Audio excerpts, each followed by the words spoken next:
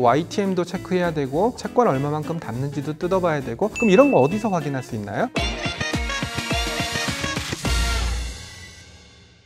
내가 어떤 투자 니즈에 맞는, 자신들의 기대 수익률에 맞는 그런 상품들을 골라갈 수 있게끔 하는 게 제 꿈입니다. 가능할까요? 네, 충분히 가능할 것으로 생각됩니다. 미국에서는 가능한 것 같은데요? 네, 미국에서는 사실 이런 만기 매칭형 채권 ETF를 아주 예전부터 준비를 해서 상장을 많이 해왔는데요. 약 10년짜리도 많이 출시가 되고 있고 채권 종류도 굉장히 다양하게 출시가 되고 있습니다. 맞아요. 하이힐드도 있더라고요. 등급을 나눌 때 투자 등급이다, 투기 등급이다 이렇게 나누는데, 하이힐드라고 하면은 투기 등급에 해당하는 채권들입니다. 그만큼 부도 리스크가 있으니까 표면 금리가 굉장히 높습니다. 높겠죠. 예. 네, 그래서 거의 10%에 육박하는 금리를 가져가실 수 있는 상품이기 때문에 굉장히 액티브하게 투자를 하고 계신 걸로 알고 있습니다. 우리가 국고채와 은행채 그리고 또 1년 만기로 설계를 한 이유가 뭐죠? 사실 그 부분은 아주 중요한 부분입니다. 네. 만기 매칭형 상품은 채권을 직접 투자하기가 어려우실 때 선택하기에 아주 좋은 상품이실 텐데요. 그런 만큼 사실 이 투자 목적에 맞게 운용되어야 합니다. 투자 목적에 맞게라 함은 어떤 점을 이 상품에 기대를 하시는지를 생각을 해봐야 될 텐데요. 채권에 투자하듯이 만기가 되면 내가 처음에 보고 들어갔던 YTM을 주겠지라고 생각을 하시고 투자하시는 분들이 많을 것 같아요. 근데 이게 보장되는 수익률은 아니잖아요. 맞습니다. 그 점이 문제입니다. 이 상품은 투자 상품이고 만기에 정확히 예정돼 있던 이자가 나오는 것은 거의 불가능한 상품입니다. 이것은 사실 ETF가 운용되는 과정에서 불가피하게 나타나는 현상인데요. 투자자분들이 맨 처음에 생각하셨던 YTM에서 너무 크게 다른 수익률을 가지고 가시게 되면 곤란하시겠죠. 그렇기 때문에 이 만기 매칭형 채권 ETF를 살펴보실 때 이 상품이 정말로 내가 생각한 YTM을 가지고 갈 수 있도록 설계되고 운용되고 있는 상품인지를 보셔야 합니다. 그 과정에서 저희는 국고채 1년물, 은행채 1년물로 운용을 할 수 있는 상품을 정한 거고요. 우리나라에서 가장 잔액이 풍부한 채권이 국고채와 은행채지 않습니까? 맞습니다. 그 점이 아주 중요했습니다. ETF는 언제나 설정 환매가 가능한 상품입니다. 시장에서 이 채권 ETF가 많이 팔리면 추가 설정이 들어오고 중간에 돈을 많이 찾아가시면 해지가 많이 들어올 텐데요. 이렇게 되면 저희가 중간에 운용을 하면서 시장에서 채권을 추가로 사거나 팔아야 됩니다. 그런데 그 과정에서 너무 유동성이 없는 채권으로 운용을 하게 되면 채권을 팔 때는 너무 싸게 팔아야 되고 살 때는 너무 비싸게 사야 되는 그런 문제가 생기는데요. 이렇게 되면 이것이 모두 거래 비용으로 전가가 되어서 YTM 하락으로 이어지겠네요. 맞습니다. 기존 투자자분들도 가만히 앉아서 계속 운용 비용을 맞으시게 되는 겁니다. 아무래도 YTM 높이기 위해서는 가장 간단한 방법은 우리가 예시를 들어드렸던 것처럼 한전채라든지 쿠폰이 높은 고금리 채권들을 담으면 될 거다라는 생각도 하고 있지만 최근에 금융시장이 그렇게 녹록하지 않잖아요. 맞습니다. 사실 최근 자금 시장이 굉장히 불안한 편인데요. 이런 상황에서 저희가 단순히 금리를 높게 보이기 위해서 회사채를 공격적으로 담아서 운용을 하다 보면 여러 가지 부작용이 생길 수밖에 없습니다. 어디서 어떤 뉴스가 나올지 모르고요. 그리고 그 뉴스가 신용 등급이나 기업의 펀더멘탈에 어떤 식으로 작용을 할지 모르는 상황에서 저희가 가지고 있는 포트폴리오 채권 중에 하나라도 뭔가 크레딧 이벤트가 발생해서 팔아야 되게 되면 굉장히 안 좋은 가격에 팔 수밖에 없게 되겠죠. 그렇게 되면 약속했던 YTM을 지켜드릴 수가 없는 상황이 발생하게 됩니다. 만약에 만기가 2달 남았어요. 대규모 설정이 들어왔어요. 어떻게 하셔야 되나요? 그 시점에 채권을 다시 구하려고 하면 적절한 채권이 구해지지 않을 가능성도 있습니다. 특히나 이제 고금리의 회사 채권 같은 경우에는 만기가 짧아지면 시장에 잘 나오지 않는 것이 사실이고요. 그렇다 보니까 더더욱 회사채로 운용을 하는 데는 많은 부담이 예상되는 게 사실입니다. 극단적인 얘기는 하겠지만 진짜 한 달 남았어요. 국고채나 은행채라고 하더라도 한 달 남은 국고채나 은행채는 찾기가 굉장히 어려울 것 같아요. 그때는 어떻게 운영하실 거예요? 네, 우선은 최대한 찾겠죠. 최대한 찾아서 만기까지 YTM을 손실 없이 가져가실 수 있도록 노력을 할 것이고요. 그게 불가능하다면 이제 단기 금융시장에서 자금을 운용하는 방법으로 YTM 일부를 메꿔야 될 것으로 보입니다. 그러면 소위 말하는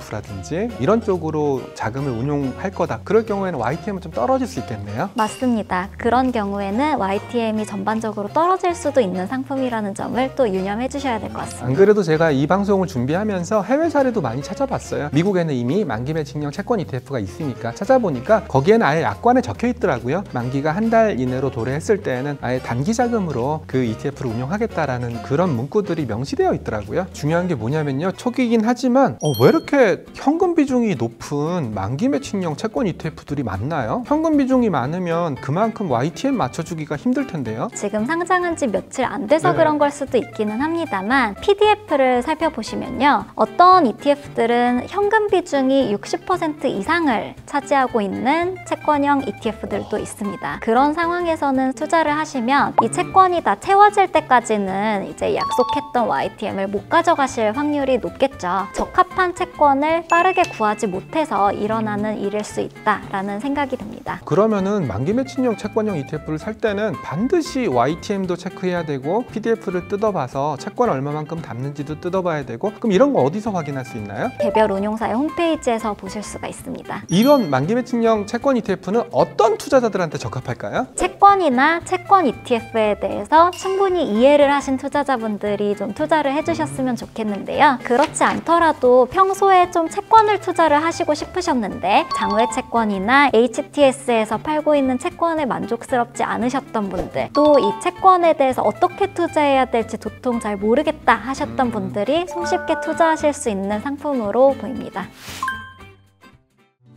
자, 지금까지 유아란 어쏘와 함께 만기 매칭형 채권 ETF에 대해서 알아봤는데요. 마지막으로 한마디 하신다면? 저희 코덱스 만기 매칭형 ETF는 아주 오랜 시간 동안 공들여서 준비한 상품입니다. 어떻게 운용을 해야 투자자분들에게 더욱 정확하고 좋은 결과를 가져다 드릴 수 있을지 연구하고 있는 상품이기 때문에 많은 사랑해 주시면 좋겠습니다. 상장한 지 얼마 안 된 따끈따끈한 상품이니만큼 많은 관심 부탁드리겠고요. 다음에 부족하면 또 나와 주실 거죠? 그럼요. 다음에는 더 편한 이야기로 찾아오겠습니다. 감사합니다.